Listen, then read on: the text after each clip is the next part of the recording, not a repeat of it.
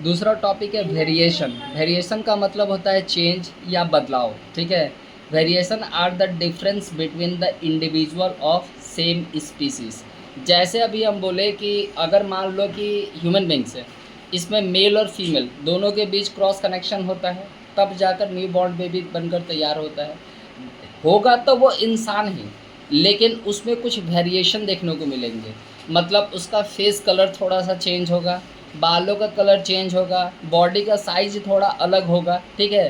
तो ये जो बदलाव होते हैं इसी को हम लोग वेरिएशन बोलते हैं। क्योंकि हम क्या बोले थे कि जब पेरेंट अपने आप में क्रॉस कनेक्शन के जरिए जब रिप्रोडक्शन करेंगे तो सिमिलैरिटी होगा, ठीक है, बट वो आइडेंटिकल नहीं होंगे। सिमिलैरिटी मतलब इंसान का बच्चा इंसान, कुत्ते का बच्चा कुत्ता, बिल्ली का बच्चा बिल्ली होगा, लेकिन एकदम वो देखने में सेम नहीं लगेंगे। इसी कंडीशन को वेरिएशन कहा जाता है। और ये वेरिएशन जो होता है बॉडी पार्ट्स में चेंजेस के जरिए, जैसे बताएं आँख, नाक, कान, इन सब का शेप थोड़ा सा अलग हो जाएगा, ठीक है। बालों का कलर थोड़ा सा अलग हो जाएगा, वो साउंड जो होगा, ठीक है, वोकल साउंड वो थोड़ा अलग होगा। इसी प्रोसेस को बोलते हैं हम लोग वेरिएशन। नेक्स्ट है the process DNA copy. DNA copy का मतलब ही बताए थे कि मेल और फीमेल के बीच क्रॉस कनेक्शन होता है तो उनके डीएनए की कॉपी बनकर तैयार होती है। जैसे अमीबा में बना है, ठीक है, कि अमीबा क्या था, सिंगल सेल था, वो क्या हुआ, बाइनरी फ्यूजन के जरिए दो अलग अलग सेल में टूट गया, तो जो अलग अलग सेल बना तो दो गो डीएनए हो गया। तो पेरेंट से दो डीएनए बना तो उसको क्या बोले थे, डीएनए कॉपी। तो वही बोल रहा है कि जो प्रोसेस मेरा कॉपी या रिप्रोडक्शन का होता है, ठीक है, उसमें कुछ एरर यानी कुछ गलतियां होती हैं जिसके वजह से हम लोगों को वेरिएशन देखने को मिलता है। 100% सेम नहीं हो पाता, कुछ ना कुछ कमी हो जाता है। इसके पीछे बहुत सारा रीज़न होता है। अब जैसे मान लो कि तुम्हारे मम्मी पापा, ठीक है, पापा किसी और जियोग्राफिकल कंडीशन में रहे थे, मम्मी किसी और जियोग्राफिकल कंडीशन में रही थी, ठीक है। उनका खान पान, लाइफ स्टाइल, फूडिंग हैबिट अलग था, पापा का फूडिंग हैबिट अलग था। जब उनके बीच क्रॉस कनेक्शन हुआ तो तुम और तुम्हारे भैया का जन्म हुआ, ठीक है, तो उनका हैबिट तो थोड़ा सा डिफरेंस था, उसका इम्पैक्ट क्या होगा, तुम लोगों पर पड़ेगा। इसी वजह से तुम इंसान तो दिखोगे लेकिन 100% अपने पेरेंट के जैसे नहीं दिखोगे। इसी कंडीशन को कहा जाता है variation. As a result the DNA copy generate will be the similar.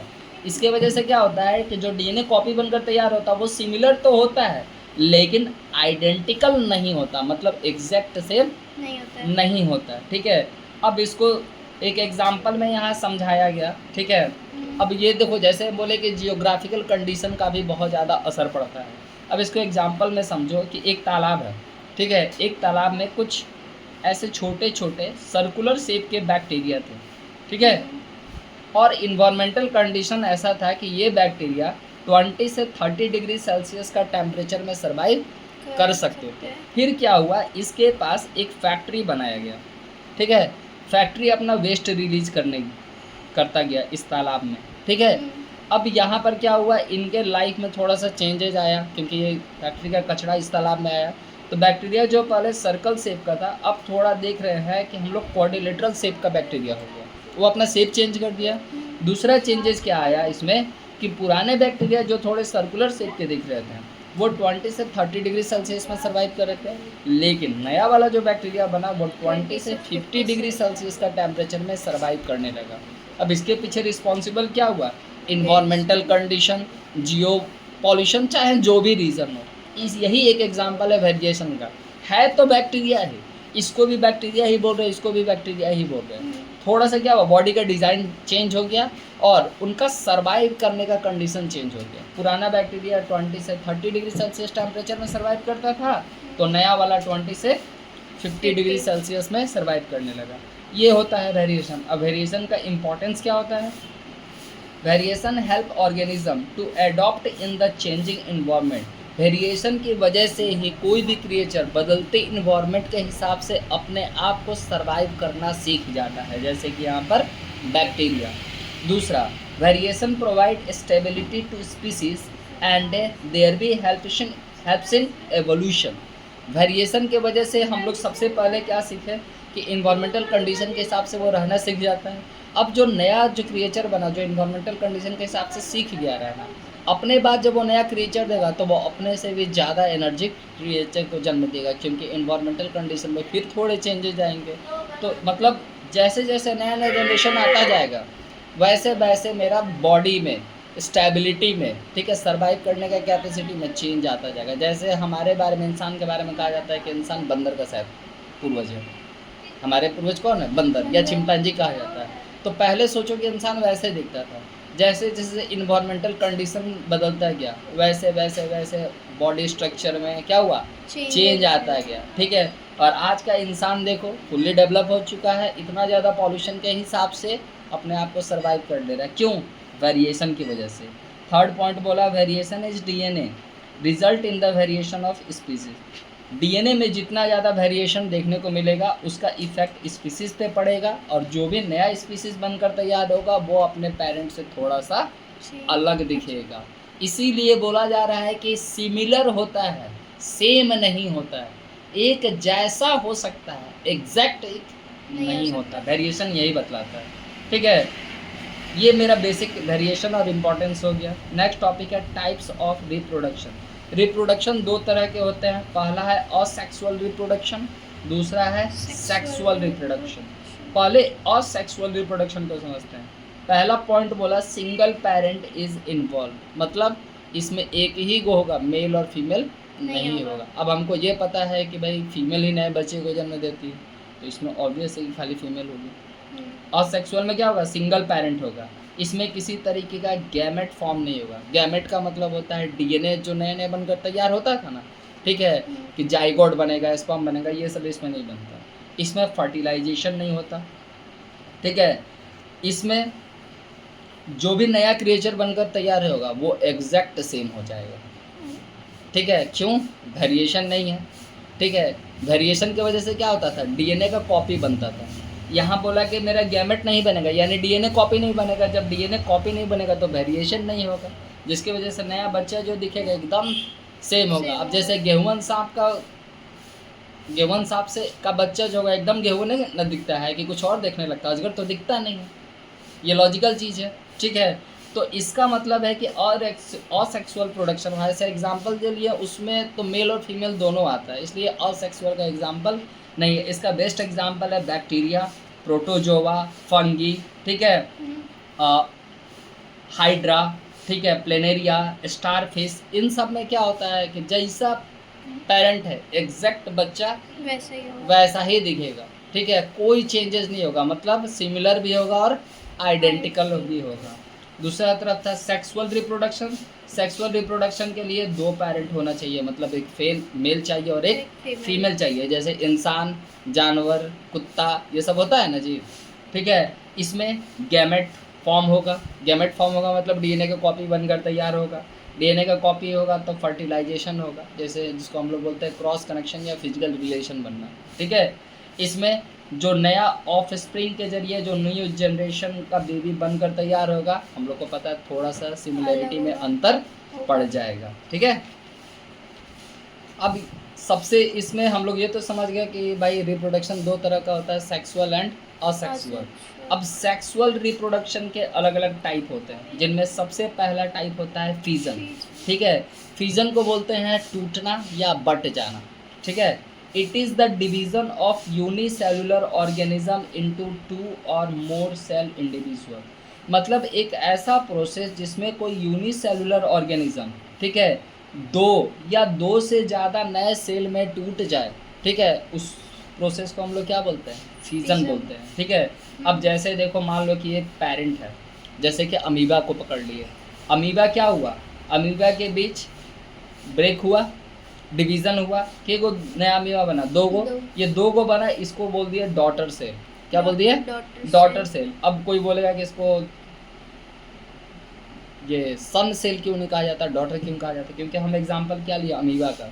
Amoeba में तो सिर्फ असेक्सुअल का बात कर रहे हैं, असेक्सुअल में एक ही को होता है, सिर्फ फीमेल होती है, मेल तो होता नहीं है। तो फीमेल का जो बच्चा होगा उसको फीमेल ही नाम से रिप्रेजेंट कर दिया जा रहा है, ठीक है। तो इसमें क्या हुआ? दो पार्ट में टूटा, तो ये क्या है? बाइनरी फ्यूजन हो गया। अब मेरा फ्यूजन कितना तरीके का होता है? तो फ्यूजन बेसिकली दो तरीके का होता है, एक बाइनरी और एक मल्टीपल। बाइनरी फिजन वो होता है जिसमें कोई सिंगल सेल दो सेल में टूटता है, और मल्टीपल फिजन वो होता है जिसमें कोई सिंगल सेल दो से ज़्यादा सेल में टूटता हो। बाइनरी मतलब दो सेल में टूटेगा, मल्टीपल मतलब दो से ज़्यादा में टूटेगा। अब बाइनरी फिजन किस तरीके का हो सकता है? इरेगुलर भी हो सकता है, लॉन्गिट्यूडनल भी हो सकता है, और ट्रांसवर्स भी हो सकता है। ठीक है, अब लॉन्गिट्यूडनल का मतलब क्या होता है? जैसे मान लो यहाँ पर एक सिंगल सेल देख रहे हो, ठीक है, ये ऐसे लंबा पूरा दिख रहा है, बीच में इसका ये क्या है? न्यूक्लियस है। ठीक है, इधर से इसका एक थ्रेड बना हुआ है। ये जब लॉन्गिट्यूडनल टूटा, ठीक है, तो इसमें क्या हुआ? पहले एक बार ये डिवीज़न किया, यहाँ पर ये एक नए पार्ट में आया, यहाँ से जाने के बाद क्या हुआ? ये जो मेरा सिंगल लॉन्गिट्यूड था, यहाँ पर दो को लॉन्गिट्यूड बनकर तैयार हो गया, एक यहाँ पर और एक यहाँ। क्या को तैयार हुआ? दो को। तो ये क्या हो गया? बाइनरी, क्योंकि दो को ना टूटा जी, तो ये क्या है? बाइनरी है। लंबा स्ट्रक्चर है इसलिए इसको लॉन्गिट्यूडनल बोला। बाइनरी फिजन हम लोग अमीबा में अभी थोड़ा देर पहले पढ़े, इसी को डीप में यहाँ पर बताया कि अमीबा जो होता है ये भी सिंगल सेल वाला क्रिएचर होता है, जिसको यूनिसेलुलर कहा जाता है। इसको यूकैरियोटिक क्रिएचर भी कहा जाता है। ठीक है, मतलब इसमें सेल ऑर्गेनल दोनों के दोनों होते हैं। ठीक है, और इसको यूकैरियोटिक अमीबा में क्या होगा? एक तो ये यूनिसेलुलर होगा, ये यूकैरियोटिक होगा, इसके पास सेल ऑर्गेनल होगा, साइटोप्लाज्मा होगा, न्यूक्लियस होगा, प्रोटोजोआ होगा, ये सारी की सारी चीज़ें इनमें देखने को मिल जाएंगी। ठीक है, अब इसमें क्या होता है कि इसमें सूडोफोडिया, ठीक है, सूडोफोडिया एक इवेंट होता है जिसके वजह से अमीबा एक से दूसरे जगह पर मूव कर सकता है। अमीबा में एक तरह का ये बायोलॉजिकल खूबी होता है, ठीक है, जिसको हम लोग सूडोपोडिया बोलते हैं। इसके वजह से अमीबा एक से दूसरे जगह पर मूव कर सकता है, अपना खाना वगैरह कलेक्ट कर सकता है। इसी के जरिए अमीबा मूव भी करता है और अपना खाना भी कलेक्ट करता है। अब देखो अमीबा का स्ट्रक्चर बनाया, सबसे पहले पेरेंट सेल, इसमें तो एक ही को होता है भाई, एक पेरेंट सेल बना, सेंटर को बोला क्या? न्यूक्लियस बोला, सेंटर के बाहर का जगह को क्या बोला? साइटोप्लाज्म बोला। ये जो पूरा स्ट्रक्चर बना हुआ है इसको हम लोग क्या बोले? फुल्ली ग्रो अमीबा, क्योंकि ये पूरा स्ट्रक्चर क्या है? कंप्लीट है, कहीं से खाली नहीं है। ठीक है, अब यहाँ पर क्या हुआ? पहला जब डिवीजन हुआ तो यहाँ न्यूक्लियस एक था सर, यहाँ न्यूक्लियस क्या हुआ? एक ही को है, लेकिन यहाँ पर पूरा गोल था, लेकिन यहाँ पर क्या हुआ? थोड़ा ऐसे धागे के जैसा बन गया ऐसे पार्ट में, लेकिन अभी भी क्या है? एक दूसरे से जुटा हुआ है। ठीक है, तो हम लोग बोल सकते हैं कि जो मेरा न्यूक्लियस था उसका लेंथ बड़ा हो गया। ठीक है, तो यहाँ पर क्या हुआ? इसको क्या बोले? Nucleus lengthen. लेंथन मतलब न्यूक्लियस का लेंथ बड़ा हो गया। फाइनली क्या होगा? ये न्यूक्लियस दो पार्ट में टूट गया, दो पार्ट में टूट गया तो ये हो गया बाइनरी फिजन हो गया, जिसको हम लोग दो डॉटर सेल बोलेंगे। और यहाँ पर क्या लिखे कि न्यूक्लियस जो है वो डिवाइड हो गया दो अलग अलग पार्ट में।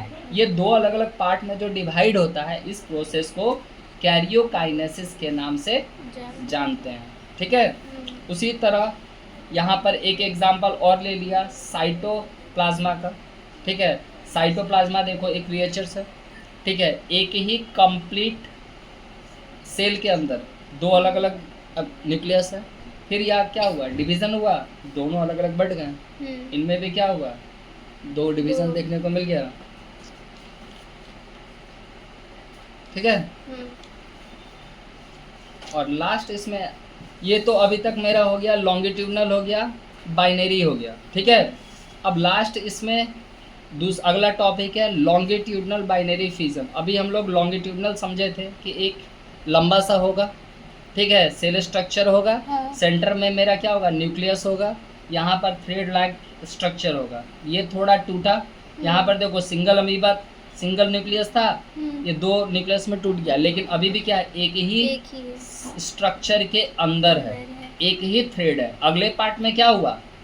दो गो थ्रेड बन गए, एक इधर से बना और एक इधर से बना, लेकिन अभी भी एक ही स्ट्रक्चर के अंदर दोनों न्यूक्लियस है। फाइनली क्या हुआ? इधर एक अलग और इधर अलग, दो पार्ट में टूट गया। ठीक है, ये भी बाइनरी फिजन हो गया। अब इसके लिए कौन सा? जैसे लॉन्गिट्यूडनल बाइनरी फिजन, जैसे क्या बोला? सिंगल जो मेरा था बाइनरी फिजन, ठीक है, वो मेरा अमीबा में देखने को मिलता है। लॉन्गिट्यूडनल बाइनरी फिजन जो है लेसमेनिया में देखने को मिलता है, ये भी एक क्रिएचर है, ठीक है। ये भी यूनिसेलुलर क्रिएचर होता है, इसके पास ही यूकैरियोटिक सोल होते हैं, इसके पास भी प्रोटोजोआ होते हैं, ठीक है। ये सारी चीज़ें होती हैं इनके बॉडी में। जैसे क्या था कि अमीबा में क्या था, सूडोफोडिया था अमीबा में, जिसके वजह से वो मूव करता था। मेरा लेसमेनिया में क्या होता है, फ्लैजिला होता है। फ्लैजिला की वजह से क्या होता है, लेसमेनिया मूव कर पाता है, ठीक है। लेकिन लेसमेनिया की वजह से एक बीमारी होती है जिसको काला अजार भी बोलते हैं। काला अजार को ब्लैक फीवर भी कहा जाता है। बहुत सारे क्रिएचर में ये देखने को रेयरली मिलता है। इससे क्या होता है कि बॉडी पे छोटा छोटा ब्लैक स्पॉट बनकर तैयार हो जाता है, ठीक है। तो अभी तक तो हम लोग बाइनरी फिजन पढ़े। अब इसमें लास्ट आता है मल्टीपल फिजन। अब यहाँ पर सेल क्या होगा, 2 से ज़्यादा टुकड़ों में टूट जाएगा। मल्टीपल फिजन हमको प्लाज्मोडियम में देखने को मिलता है, ठीक है। तो ये फिजन है, इसलिए ये भी यूनिसेलुलर होगा, ये भी यूकैरियोटिक होगा, इसमें भी प्रोटोजोआ होगा, ठीक है। ये जो प्लाज्मोडियम है हम लोग इसको मलेरियल पैरासाइट भी बोलते हैं।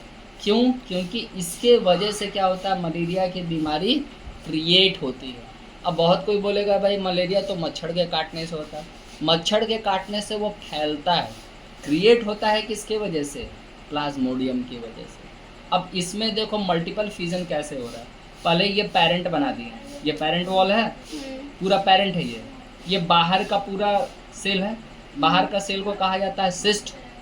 अंदर में एक और देखोगे ऐसे सेल बना हुआ है, इसको बोलते हैं हम लोग सेल। ये छोटे छोटे जो सेल के अंदर डॉट हैं इसको बोलते हैं साइटोप्लाज्म, और बीच में ये जो सर्कल है इसको क्या बोलते हैं, न्यूक्लियस, ठीक है। अब ये देखो यहाँ पर क्या हुआ, अभी भी बाहर वाला जो सिस्ट है वो तो कंप्लीट है, देख रहे हो ना, लेकिन सेल मेरा गायब हो गया। सेल गायब हो गया, साइटोप्लाज्मा गायब हो गया। गायब नहीं हुआ, वो क्या हुआ, अलग अलग पार्ट में टूट गया। अलग अलग अपना साइटोप्लाज्मा बना लिया, अलग अलग अपना सेल बना लिया, अलग अलग अपना न्यूक्लियस बना लिया, ठीक है। इसलिए यहाँ पर बोल रहा है कि डॉटर सेल प्रोड्यूस हो गया, लेकिन इस बार क्या हुआ, 2 से ज़्यादा हो गया। 4-5 को दिखाई दे रहा है, यानी मल्टीपल फिजन। अभी भी क्या है, ये सिस्ट के अंदर है, पूरी तरीके से अलग नहीं हुआ है। अब फाइनली लास्ट स्टेप में क्या होगा, यहाँ पर सिस्ट टूट गया, ठीक है, सिस्ट ब्रेक, और सारा का सारा मेरा क्या हुआ, अलग अलग हो गया। तो ये क्या हो गया, मल्टीपल फिजन हो गया, क्योंकि इसमें बहुत सारे क्रिएचर बनकर तैयार हो गए।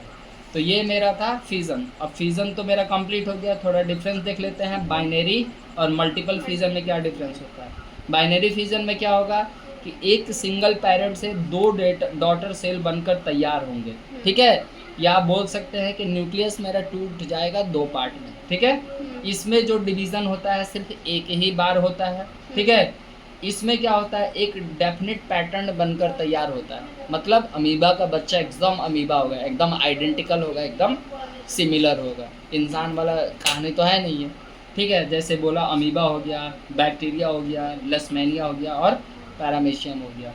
मल्टीपल फिजन में क्या होगा कि पेरेंट तो सेम रहेगा, लेकिन इसमें जो डॉटर सेल बनेगा 2 से ज़्यादा, 8 गो, 10 गो, 50 गो, जे गो बन जाए, यानी न्यूक्लियस जो है 2 से ज़्यादा पार्ट में टूट जाएगा। इसमें डिवीज़न बार बार होगा, मतलब यहाँ एक डिवीज़न हुआ, यहाँ एक डिवीज़न हुआ, ये लोग भी तो आगे जाके कहीं ना कहीं टूटेंगे, ये भी तो टूटेंगे, यानी ये बार बार चलता ही रहेगा। इनका कोई पैटर्न नहीं होता, ये किसी भी शेप का हो सकते हैं, ठीक है। ये फीचर सिर्फ हमको प्लाज्मोडियम में देखने को मिलता है। यहीं तक आज तक।